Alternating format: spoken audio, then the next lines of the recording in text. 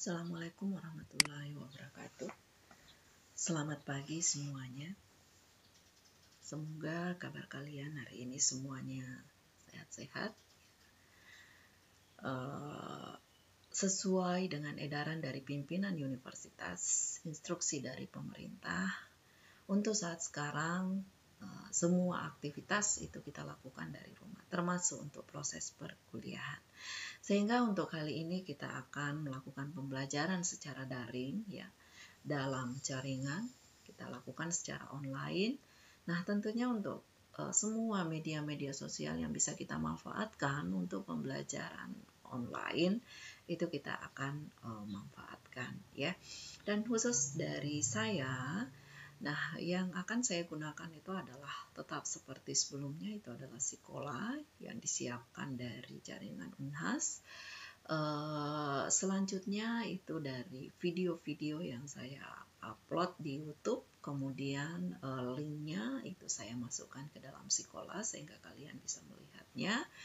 Dan diskusi-diskusi juga dapat berlangsung di grup WA dari setiap mata kuliah, khususnya untuk teknik pengambilan sampel juga berlaku seperti itu. Ya. Baik. Selanjutnya materi kita untuk minggu ini itu sudah masuk ke teknik pengambilan sampel bergerombol 2 tahap atau two-stage cluster sampling, dan nantinya akan dikembangkan ke multi-stage sampling. Ya, ini adalah materi minggu ke-7. Nah, kalau kita kembali ke materi-materi sebelumnya yang sudah kalian pelajari, itu ada simple random sampling, ya pengambilan sampel acak sederhana, ada stratified, ada systematic, dan ada strata, ya ada strata atau clustering.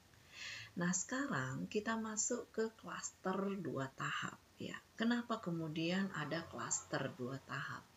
Ya, karena adanya kecenderungan ketika jumlah populasi itu semakin besar, maka ada saatnya gerombol-gerombol atau kelompok-kelompok yang terdiri dari banyak elemen ya yang mempunyai karakteristik hampir serupa atau homogen, itu tidak efisien kalau kemudian kita meneliti semua gerombol-gerombol atau klaster yang tersedia.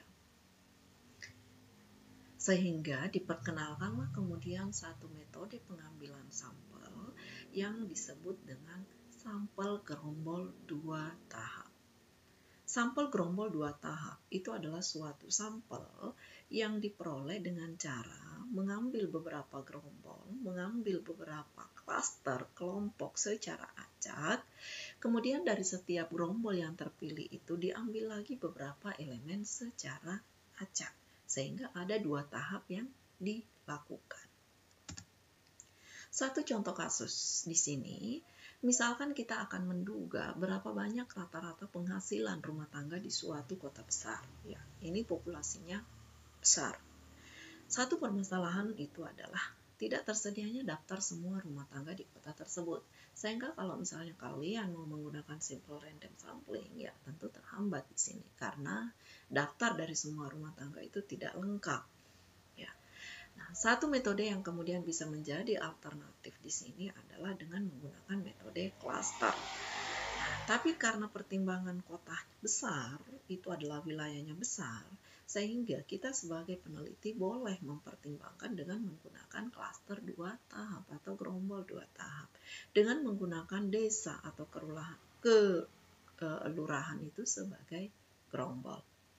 Ambil beberapa desa secara acak ya. Jadi dari setiap desa, seluruh desa ya dari kota besar itu kita hanya cukup mengambil beberapa desa saja secara acak. Kemudian dari desa-desa tadi yang terpilih sebagai sampel, ya barulah kemudian kita mengambil rumah tangga yang akan diteliti itu secara acak.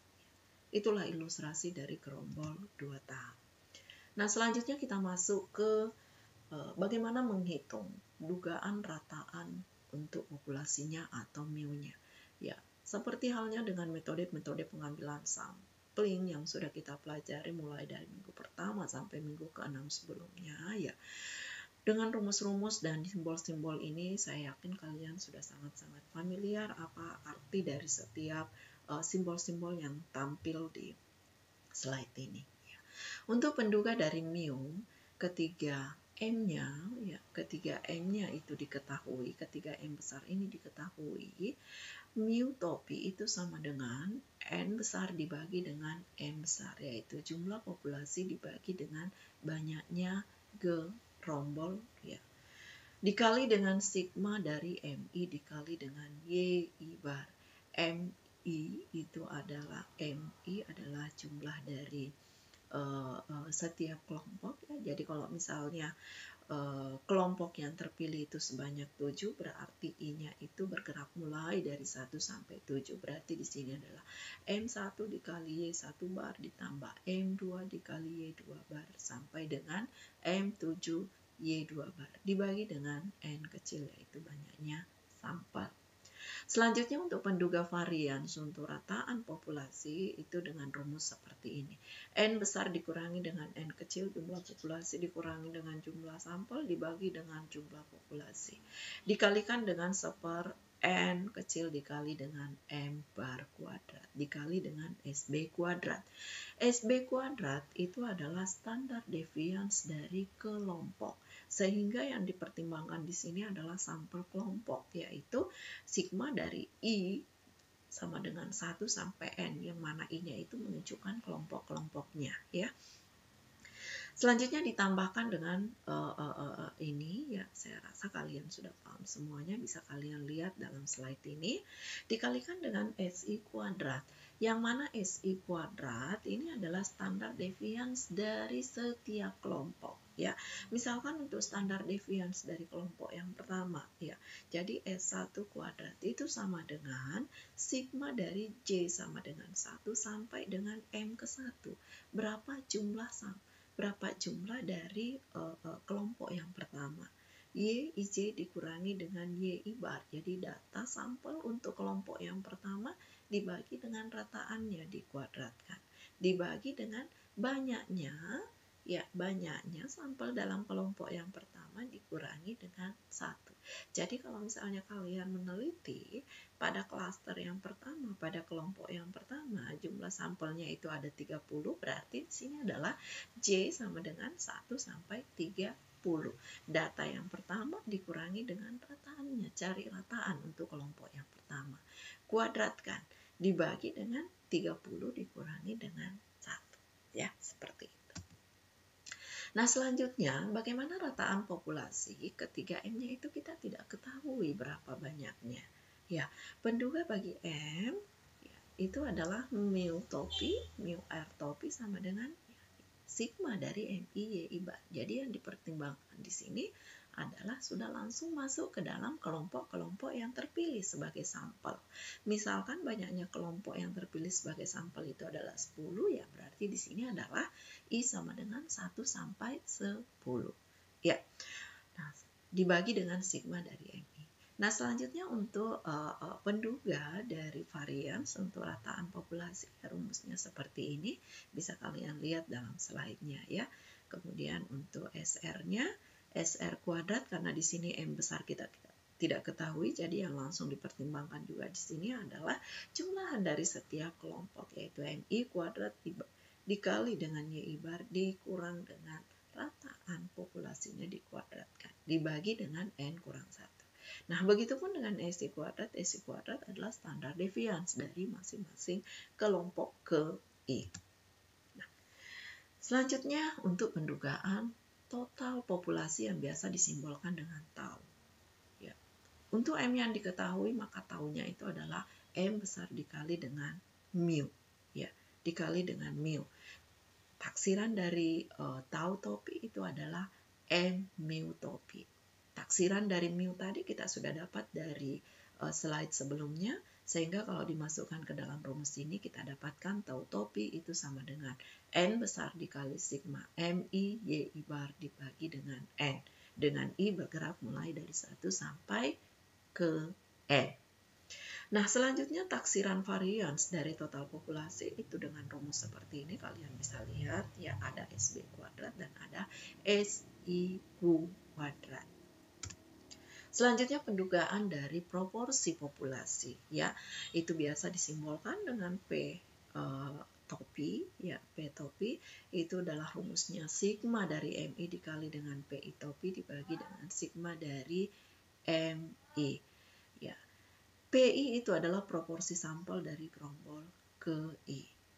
Selanjutnya bagaimana untuk taksiran varians dari proporsi, ya ini kalian bisa gunakan dengan menggunakan rumus ini, ya, dengan taksiran dari PI topi diketahui. Ya, jadi PI topi ini diketahui, ya. Ya, ini ada biasanya disebut dengan peluang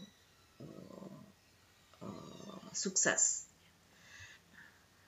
Sementara untuk SR kuadratnya itu rumusnya seperti ini. Sigma MI kuadrat dikali dengan taksiran PI topi, ya, yang diketahui dikurangi dengan taksiran P topi yang diperoleh dari sini yang dikuadratkan dibagi dengan N kurang 1. Dengan I itu adalah kelompok yang bergerak mulai dari 1 sampai dengan N. Satu contoh data. Yang menjadi klaster atau gerombol pada data ini adalah desa. Dari keseluruhan desa kita sudah mengacak, si peneliti sudah mengacak, itu ada 10 desa yang terpilih, ya. Desa pertama, kedua, sampai dengan desa ke-10. Masing-masing jumlah rumah tangga yang terpilih pada setiap desa itu adalah M1 50, M2 65, sampai dengan M10 ada 56, ya. Itu jumlah rumah tangganya, maaf. Ini adalah jumlah rumah tangganya. Selanjutnya dari hasil pengacakan, ya. Dari hasil pengacakan kita tentukan bahwa untuk desa yang pertama yang terpilih menjadi sampel kita, menjadi data kita, itu sebanyak 10. Untuk data yang kedua ada 13 sampai seterusnya, untuk desa yang ke-10 ada 11. Selanjutnya, yang menjadi fokus penelitian di sini adalah proporsi untuk rumah tangga yang memiliki kendaraan bermotor. Nah, dari hasil yang diperoleh, proporsi yang memiliki kendaraan bermotor untuk desa yang pertama itu sebanyak 0,4, untuk desa yang kedua 0,38, sampai seterusnya. Proporsi untuk desa yang ke-10 itu ada 0,36. Nah, selanjutnya kita menghitung, ya. Di sini kita menghitung bagaimana estimasi proporsinya. Menghitung estimasi proporsinya dengan unsur-unsur yang diketahui yang ada di dalam tabel ini, kita dapat mencari dengan menggunakan rumus yang sudah ada, yaitu sigma dari MI dikali dengan proporsi dari masing-masing setiap desa, dibagi dengan sigma dari MI. Nah, di sini I-nya kita lihat itu adalah desa pertama sampai 10, jadi di sini sigmanya bergerak mulai dari 1 sampai 10.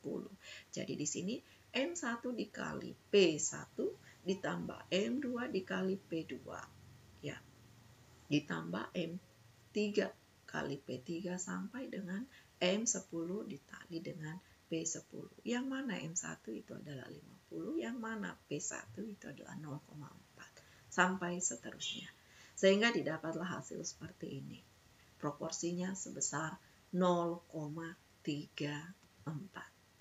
Nah, selanjutnya untuk estimasi dari varians dari proporsi, ya, dengan menggunakan rumus yang ada, itu kalian nanti bisa coba sendiri, ya, bisa coba sendiri dengan data yang ada dalam tabel sebelumnya. Itu kita dapatkan estimasi varians itu adalah 0,00081. Nah, selanjutnya untuk bound of error-nya, margin error-nya itu adalah 2 dikali dengan akar dari taksiran varians, didapat 0,056. Ya, selanjutnya ternyata permasalahan itu tidak dengan perkembangan data yang semakin kompleks sekarang, wilayah yang semakin besar, jumlah populasi yang semakin banyak, ya. Permasalahan kemudian tidak bisa hanya sampai pada metode pengambilan sampel two-stage cluster sampling. Kenyataannya bahwa pada populasi-populasi yang jumlah banyak, jumlah besar, wilayah yang luas, ya, ternyata kita masih memerlukan lagi tidak hanya sampai pada 2 stage saja. tidak hanya sampai pada 2 tahapan saja, tetapi masih perlu kemudian pembagian step-step yang lebih banyak lagi, sehingga dikenallah yang namanya multi-step sampling. Ya, keuntungannya di mana bahwa biayanya itu bisa kemudian lebih ditekan, kecepatan survei bisa kita lakukan lebih cepat, ya, mendapatkan sampel itu juga bisa lebih mudah. Tentunya ini hasilnya akan lebih akurat dibandingkan dengan metode-metode cluster sampling yang lebih sederhana, karena ini sudah dibagi menjadi lagi beberapa tahapan step, beberapa cluster. Nah, kekurangannya di mana? Ya, kekurangannya kalau misalnya dalam jumlah sampel-sampel yang tidak begitu besar, ya, jika dibandingkan dengan simple random sampling, ya tentu kemudian jauh lebih bagus kalau menggunakan simple random sampling. Tapi tentu permasalahannya akan berbeda kalau kita berbicara pada jumlah populasi yang besar, ya. Nah, untuk saat sekarang, perkembangan untuk multi-step sampling itu sekarang tidak hanya mengacu pada penggunaan konsep clustering saja, pada penggunaan gerombol-gerombol saja, tetapi sekarang sudah banyak yang menggunakan penggabungan antara clustering dengan stratified, dan ini yang sudah banyak digunakan pada penelitian-penelitian yang populasi yang besar, misalnya dalam lingkup provinsi, dalam lingkup wilayah negara, ya. Itu kemudian banyak yang menggunakan multi-step, itu menggabungkan antara konsep cluster dengan stratified. Ya, penggabungan antara multi-step, ya, penggabungan antara multi-step sampling, penggabungan antara cluster dengan stratified di dalam multi-step sampling, ya. Misalkan kalian dalam satu provinsi, ya, dalam satu provinsi ini kita sudah membaginya nih menjadi beberapa cluster atau beberapa kelompok. Kelompoknya itu tentunya masuk dulu ke wilayah kabupaten, ya, wilayah kabupaten. Nah, dari kabupaten kemudian turun menjadi kecamatan, ya, itu sudah masuk lagi ke step selanjutnya, gerombol selanjutnya. Nah, dari kabupaten tadi masuk ke kecamatan, dari kecamatan masuk tentunya ke kelurahan, ya, kelurahan desa. Nah, dari kelurahan desa lagi, ya, tentu ada lagi kelompok yang lebih rendah di bawahnya, misalnya itu adalah RW, ya. Nah, dari RW masuk ke RT. Dari RT barulah kemudian masuk ke RK. Nah, di mana kemudian stratified-nya? Misalkan kalian melihat bahwa pada saat beberapa desa itu sebetulnya masih ada kondisi-kondisi yang membuat itu adalah heterogen, yang mana kita tahu asumsi dalam klaster itu antara klaster 1, klaster 2, klaster 3 itu kan sifatnya harus homogen. Tapi kalau kalian melihat bahwa ternyata antara klaster 1, klaster 2, elemen-elemennya itu masih anggotanya itu adalah sepertinya masih heterogen menurut kalian, ya tentu kalian harus berpikir untuk kemudian membagi klaster ini tadi menjadi beberapa strata, ya, menjadi beberapa strata. Klaster yang pertama kalian bagi menjadi 2 strata, yang mana strata 1 dengan strata 2 itu adalah sifatnya heterogen, ya. Ya, sifatnya heterogen, tapi anggota di dalam strata 1 itu kan homogen. Begitupun pada klaster yang kedua, kalian membagi juga menjadi 2 strata, strata 1, strata 2, dan seterusnya. Nah, itulah konsep dari penggabungan antara klaster dengan stratified. Ini suatu ilustrasi gambar, ya, seperti pada teknik pengambilan sampel sebelumnya. Di minggu-minggu sebelumnya gambar ini juga selalu dimunculkan, ya.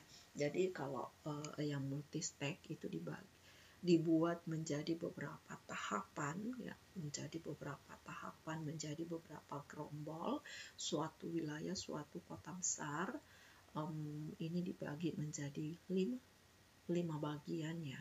Dari 5 bagian lagi itu ya kita klaster lagi nih, klasternya, ya, muncul bagian yang pertama. Dari bagian pertama itu lagi kita klaster lagi menjadi lebih kecil, ya, menjadi lebih kecil, muncul klaster berikutnya. Ya, itu yang terjadi pada setiap section yang terpilih sebagai sampel kita.